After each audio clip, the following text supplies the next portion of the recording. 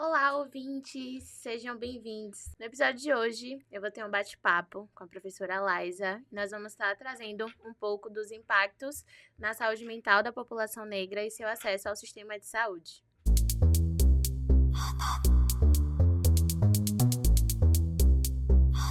Escolhemos esse tema, assim, porque acreditamos que é um tema que atravessa bastante a gente, né? Falar sobre a saúde da população negra, em específico sobre a saúde mental. É um tema que atravessa a gente porque a gente está à frente estudando, está atendendo também essas pessoas. Então, foi um tema pensado com muito desejo e muito carinho para estar aqui conversando, trazendo aspectos sobre isso para vocês. E agradecer, na verdade, também, né, a professora Laisa pelo convite, né, a sua ilustríssima presença aqui. Estou muito orgulhosa por a gente estar tendo esse momento aqui. Meu nome é Luísa, sou psicóloga e passar um pouquinho a palavra para a professora Laisa. Ela é professora, ela é doutora em ciências, ela é psicóloga também, fisioterapeuta.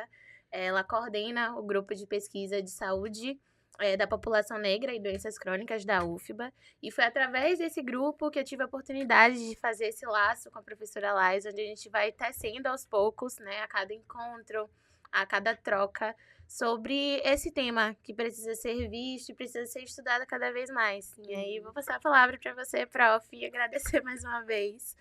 E me conte um pouco sobre você, para a gente dar início a esse bate-papo. Tá certo. Boa tarde a todos e todas e todes. É muito gratificante poder estar aqui nesse espaço, nessa conversa, né, para poder falar sobre a saúde da população negra, principalmente no meu lugar de fala, né, enquanto negra, enquanto convivendo com familiares que passam por um processo de adoecimento, e a gente sabe que existem vários determinantes que trazem esse cenário de adoecimento na nossa família, na nossa comunidade. Hoje, como professora, eu vejo que o adoecimento, ele, de alguma forma, está impactando muito no desempenho acadêmico dos nossos alunos, principalmente dos nossos alunos negros, né? Então, eu venho falar num lugar de quem estuda, de quem vivencia, mas de quem também tem dentro de mim uma missão de fazer algo para transformar essa realidade. Então, hoje eu, no papel de docente, eu dou aula para jovens, na maioria negros, que estão, neste momento, vivendo num contexto de periferia ou no contexto de algumas demandas financeiras que impactam no seu desempenho e, obviamente, impactam na sua saúde. Então, eu sinto o quanto é importante a gente estar aqui debatendo sobre isso, conversando, mas não na perspectiva do vitimismo, e sim na perspectiva do alerta, do que a sociedade pode fazer, de como a gente pode colaborar para que esse cenário seja modificado, para que a gente não tenha mais que fazer grandes recortes só dizendo que o adoecimento é para a população negra e que os ganhos econômicos é para a população branca. A gente precisa cada vez mais trazer um contexto de equidade, de igualdade. É nisso que eu acredito. Eu quero falar da nossa população como algo que seja possível de transformar, como uma linha do horizonte, não simplesmente trazer na perspectiva de manter esse cenário atual. E, prof, né, partindo dessa sua fala que você traz, você contextualiza o lugar que você fala, como é que você atua. Você acredita que a transmissão intergeracional de traumas, ela impacte na saúde mental da população negra? Eu acredito que sim, até porque quando a gente começa a desenvolver o nosso estudo sobre a saúde da população negra, inevitavelmente a gente tem que lembrar que não só a questão racial vem impactando nos nossos pacientes, nas pessoas que convivem com a gente, mas existem alguns determinantes que eles estão totalmente associados à questão do racismo estrutural. Então, quando a gente pensa em tudo que foi vivido por essa população ao longo dos anos, durante séculos, né? A gente precisa entender que crianças, homens, mulheres, idosos que foram impactados por esse cenário, por essa transformação social que causou, né, esse adoecimento em massa, vem a partir do que a sociedade vem vivendo, vem a partir do que a sociedade vem imprimindo para a gente. Então, quando a gente fala desse olhar, desse cuidado da saúde mental da população negra, é importante que a gente cuide desde a infância até o envelhecimento, porque todas as gerações, de alguma forma, absorvem esse racismo, absorvem essa desigualdade social, absorvem momentos de opressões, situações de opressão, porque para além do racismo, que é algo que é mais histórico, estrutural, existem diariamente infinitas maneiras de discriminação racial, que são vivenciadas pelas crianças de uma forma, que são vivenciadas pelo homem negro de uma forma, a mulher negra, né, que hoje a gente entende que ela é a base da pirâmide, talvez é a classe e a parcela dessa pirâmide que mais absorve o impacto do racismo, que mais absorve o impacto da desigualdade e que, com certeza, é essa parcela que não tem acesso à saúde, que não é dada, às vezes, um direito de sair do trabalho para se cuidar, que não se fala, por exemplo, do autocuidado da mulher negra, né? Entre outras camadas que vem absorvendo. Então, a cada geração, eu acredito que as famílias precisam se unir, as famílias precisam se fortalecer para modificar as suas realidades, né? A gente vem de um contexto de pais e mães que não tiveram acesso à educação, pais e mães que não falavam de autocuidado, pais e mães que não tiveram direito, por exemplo, a uma terapia, né? Eles nem tinham acesso, às vezes nem podiam sonhar com isso, porque a demanda social deles era outra. Era aquele pai provedor, aquela mãe que sustentava uma família com vários filhos, com dificuldades financeiras, na maioria das vezes submissa, né? Eu vivo ainda hoje muito próxima num contexto assim, né, de uma geração de mulheres muito submissas e homens que foram só provedores e que talvez, por conta dessa demanda, não tiveram a oportunidade de falar para seus filhos sobre afeto, sobre sentimento, sobre autocuidado, sobre organização financeira, sobre terapia, sobre lazer, né? Se permitir ter momentos de lazer, se permitir ter momentos de cuidado mesmo, né?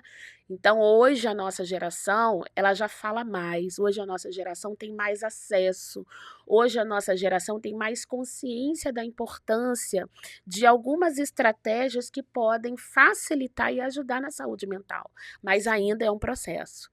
Apesar da gente já falar, apesar da gente já ir em busca, a gente ainda tem contato com crianças que não sabem conversar sobre isso, com crianças que não sabem nem identificar algumas situações de discriminação racial, ou quando identificam, precisam se calar, com medo, com opressão, com uma sociedade que não apoia, né, no sentido de reprimir as discriminações raciais. Então, de uma certa forma, esse adoecimento ele precisa ser cuidado ao longo tanto das gerações, como ao longo da vivência daquele indivíduo, né? Falar desse autocuidado, falar de saúde mental é pensar no indivíduo desde o seu nascimento até o seu envelhecimento. E para cada uma dessas fases da vida, é preciso direcionar um olhar, é preciso entender o contexto, é preciso valorizar o que aquela fase da vida está trazendo para esse indivíduo, mas ao mesmo tempo pensar nas particularidades. Sim.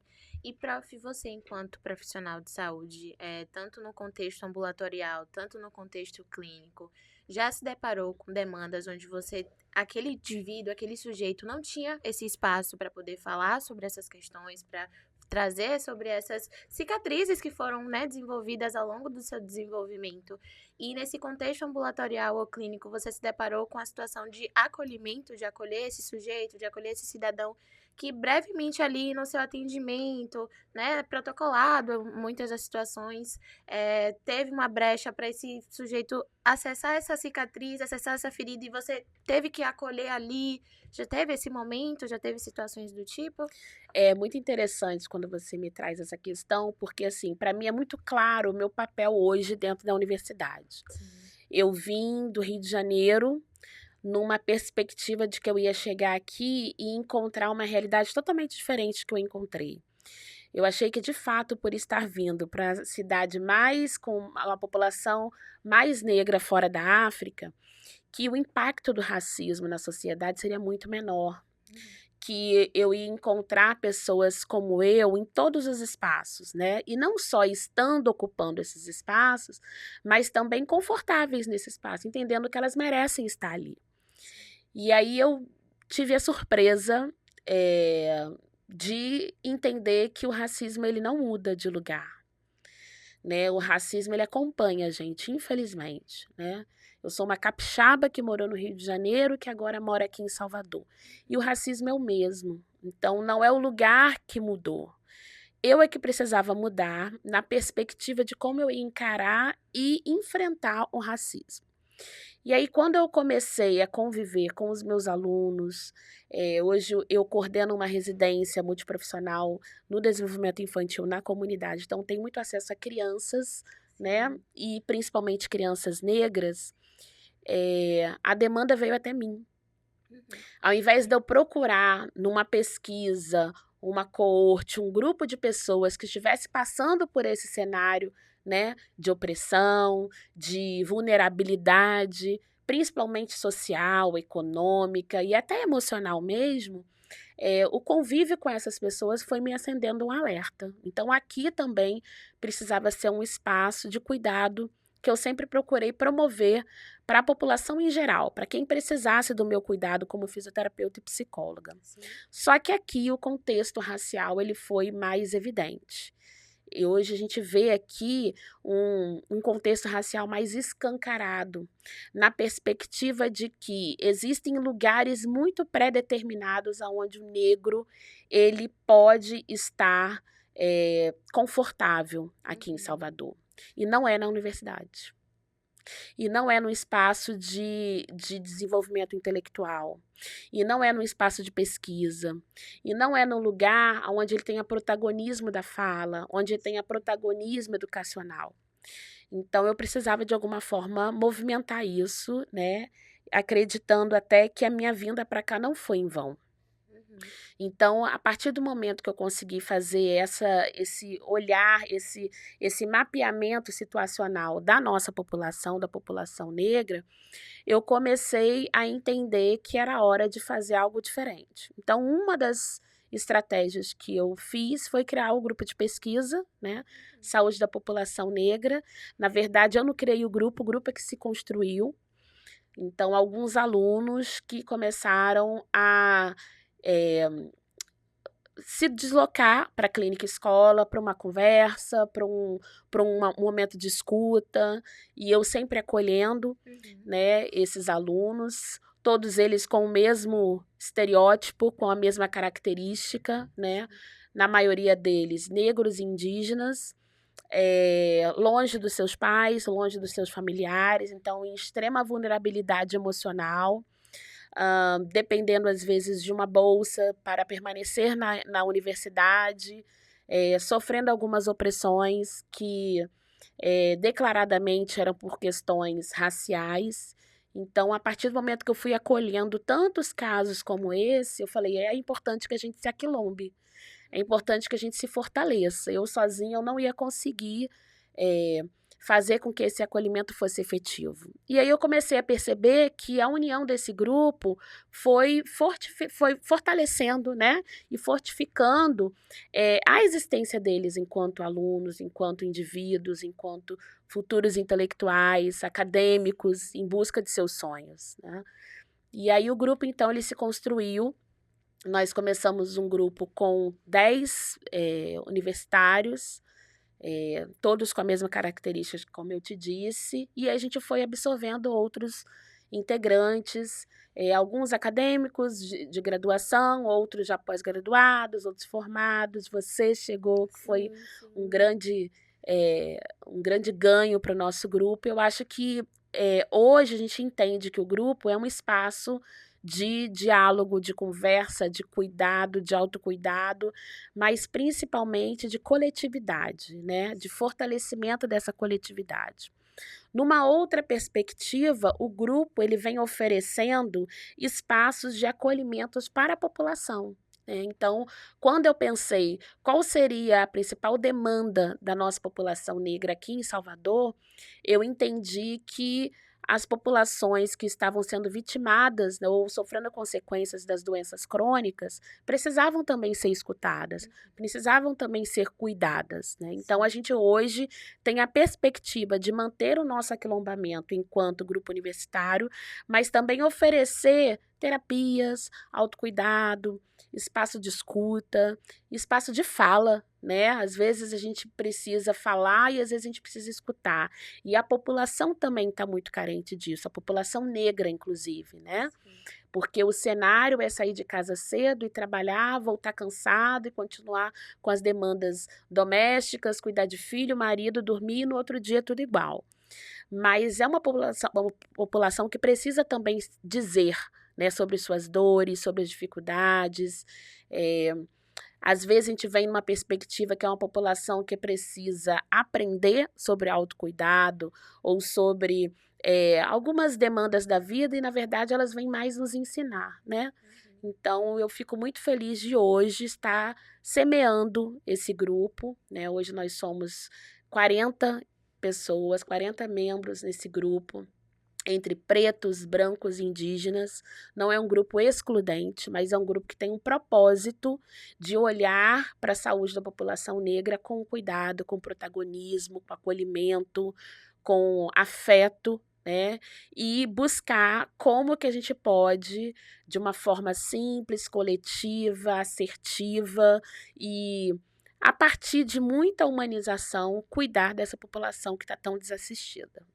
E te escutando, prof, acredito que o desenvolvimento desse espaço seja muito mais essa perspectiva de ampliar esse cuidado, né? Que tem esses acessos ao sistema de saúde que já estão postos, mas ainda assim acontece de, ao esse sujeito acessar, esse paciente acessar esse sistema, não ser acolhido da forma como ele precisaria ser acolhido, não ser assistido, não ter esse cuidado, esse atendimento humanizado, e eu acho que acaba abrindo mais ainda essa cicatriz, né? Acaba, né? Enfim, escancarando, melhor dizendo, essa cicatriz. Então, assim, é muito interessante a desenvoltura desses espaços para que se sinta acolhido e tenha esse atendimento mais humanizado. E, prof, a partir do momento que você tem desenvolvido com o grupo esses espaços, quais estão sendo os resultados que você está tendo, os retornos dos pacientes, quando acessa esses espaços, como é que está sendo para você ver um desejo seu, né, nessa vinda para Salvador, nesse investimento desse projeto se perpetuando como tem se perpetuado? Eu acho que a primeira grande resposta que a gente teve é a potência de uma universidade pública e de um espaço público mantido num contexto de universidade, né?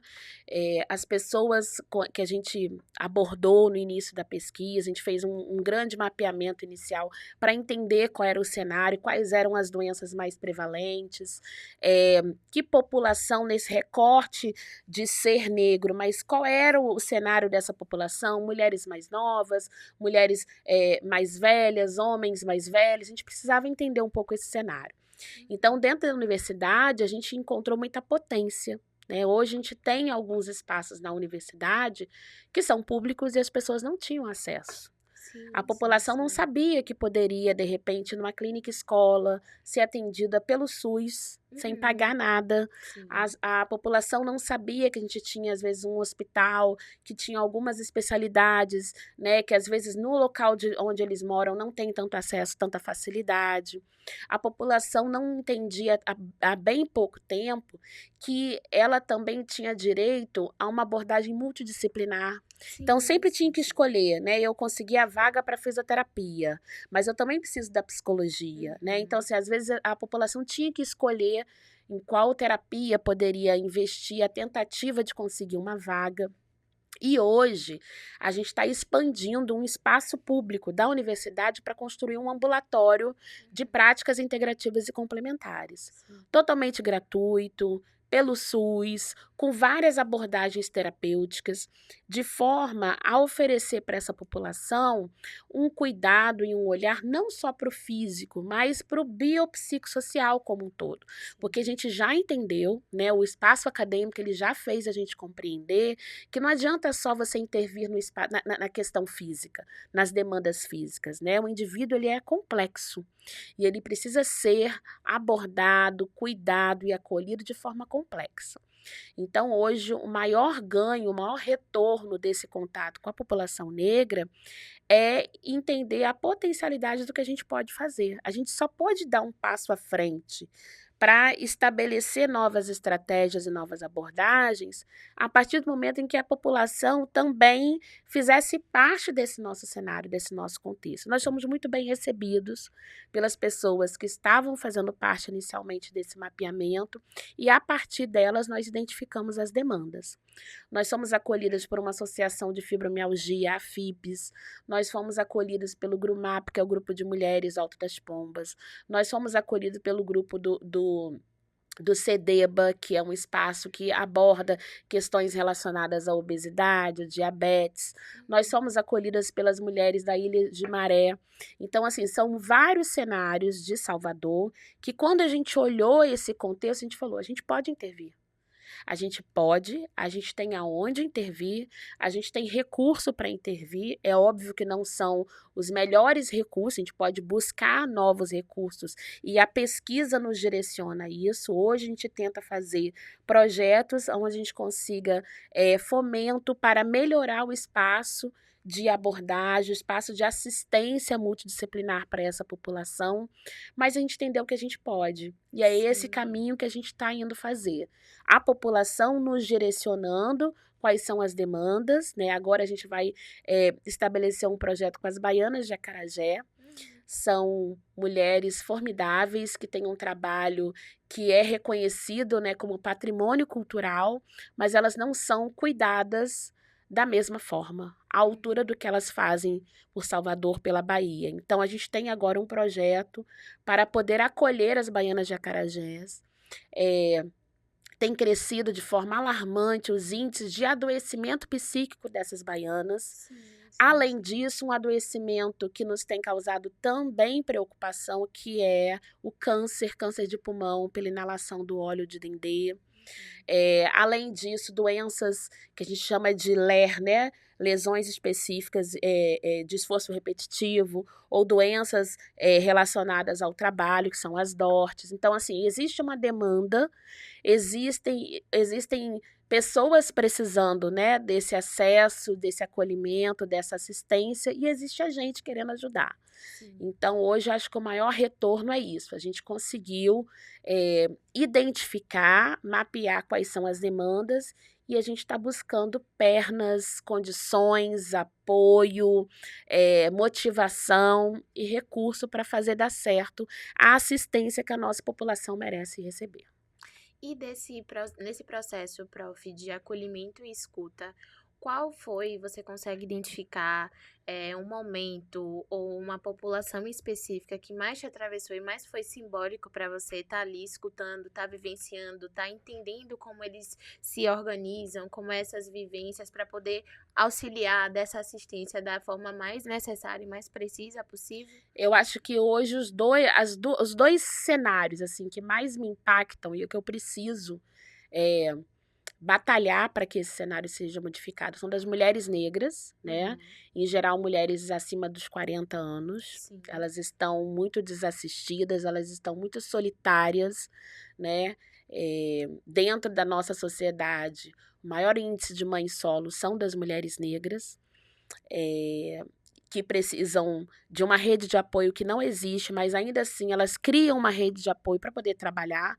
Então, o trabalho não é uma escolha, a rede de apoio também não é uma escolha, às vezes não existe. E esse adoecimento, na maioria das vezes, ele é subestimado, porque elas são o esteio da família. Então, a gente tem escutado muitas mulheres que naquele momento terapêutico é onde elas conseguem se despir, é onde elas conseguem falar das suas fragilidades, é onde elas conseguem pedir ajuda, né? Porque aquela rede de apoio que elas têm, na maioria das vezes, é uma rede de apoio para cuidar dos filhos e elas precisam manter o padrão de fortaleza para sair para trabalhar e prover a sua família. Então, as mulheres negras acima de 40 anos são um grupo de pessoas que tem nos chamado muito a atenção de uma necessidade de intervir. E os jovens universitários. Sim, A gente sim, ainda sim. precisa acolher os jovens universitários. Eu tenho muito orgulho, assim, de, no contexto de um grupo de pesquisa, ainda assim, criar espaço para que esses jovens possam viver momentos de socialização, de curtição, né, de prazer. Nós fizemos no ano passado, e eu quero repetir esse ano, um momento de aquilombamento só dos membros do grupo, e foi de autocuidado para eles, né? Eles entendem o quanto é importante oferecer o autocuidado, ensinar o autocuidado para a nossa população negra, mas eles também precisam vivenciar e sentir isso. E foi extremamente importante. A gente falou sobre sexualidade, a gente falou sobre religião, a gente falou sobre questões financeiras, a gente falou sobre terapias, a gente falou sobre emoções, né? Coisas que os nossos jovens não têm ainda um espaço para poder dialogar.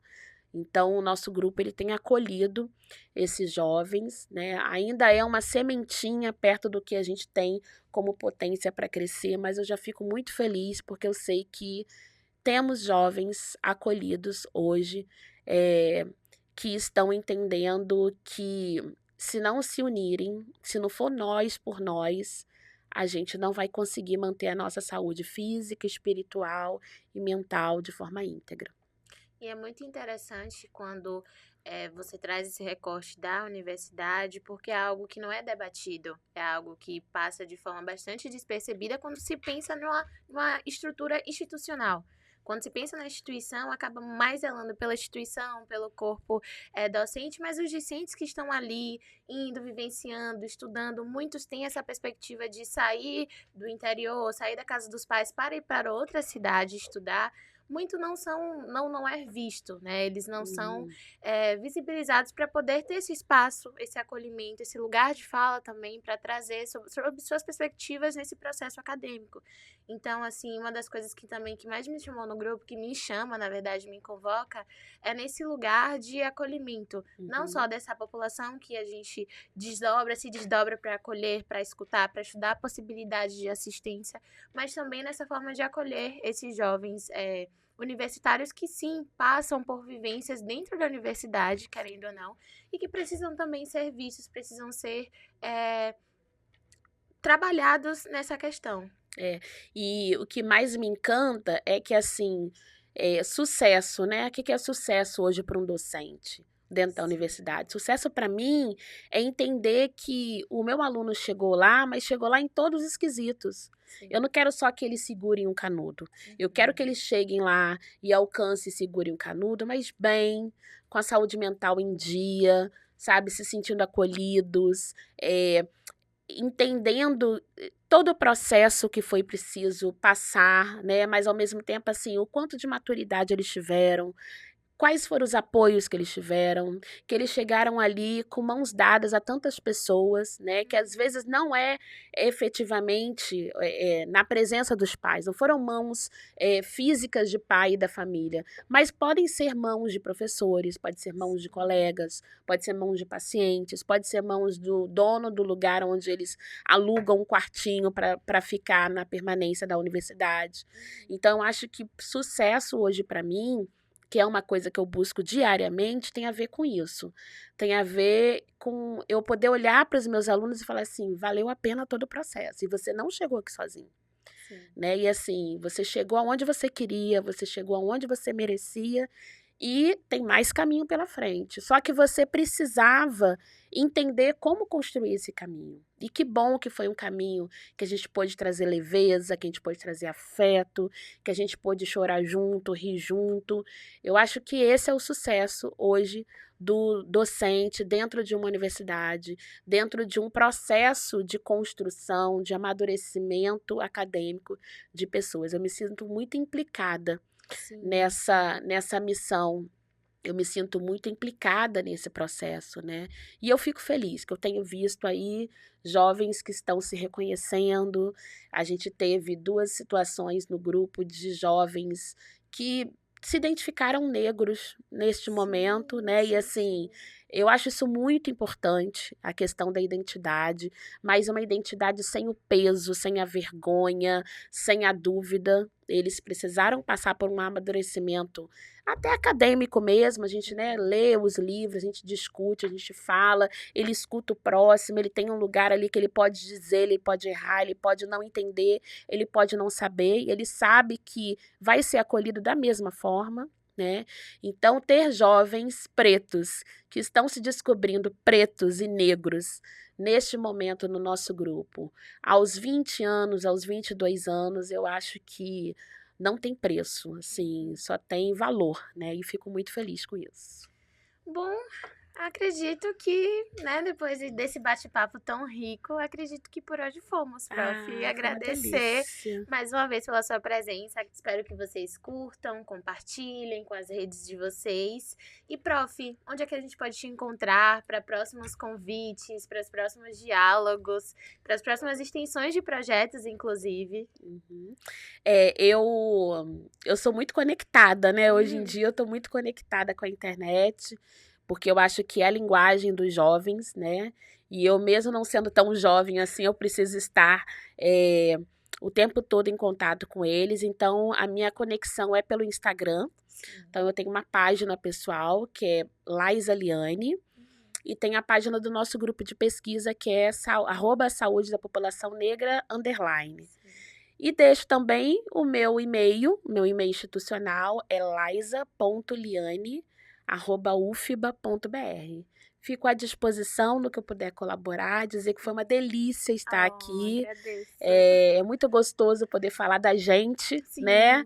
E com essa perspectiva de futuros melhores, de estratégias mais possíveis, de um cenário mais de um cenário maravilhoso, né? Eu sempre olho para o futuro, entendendo que tudo que nós vivemos lá atrás passou pela gente, mas não precisa continuar com a gente. A gente pode transformar, a gente pode buscar mudança, e eu estou contribuindo ao meu modo para que isso aconteça. Muito obrigada pelo convite. O próprio que agradeço pelo aceite. E é isso, pessoal. Por hoje fomos. Obrigada.